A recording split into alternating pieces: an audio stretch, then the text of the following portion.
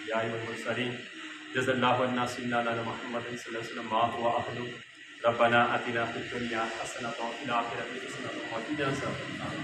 پروردگار تیرے نبی کریم صلی اللہ علیہ وسلم کی سنت نکاح کی تقریب منعقد کی گئی ہے، اے اللہ اس میں جو بھی کچھ غلطیاں کوتاہیاں اپنی رحمت سے معاف فرما۔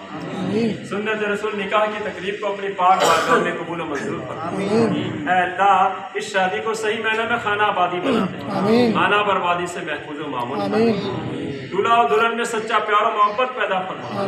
اے اللہ دلہا و دلہن کے بندھن کو نہ صرف دنیا میں قائم رکھنا بلکہ قبر و حشر میں بھی قائم رکھنا، لڑائیوں سے بچانا، ناچاکیوں سے بچانا، ان کے آنگن میں ہمیشہ بہاریں رکھنا، فضاؤں سے محفوظ فرمانا، جوڑی کو سدا سلامت رکھنا۔ اے اللہ یہ دو خاندانوں کا ملاپ ہے، دونوں خاندانوں میں سچا پیار و محبت پیدا فرما، بالخصوص دلہا و دلہن میں سچا پیار و محبت پیدا فرما۔ اے اللہ دلہا و دلہن میں ایسی محبت عطا فرما جیسی حضرت آدم علیہ السلام اور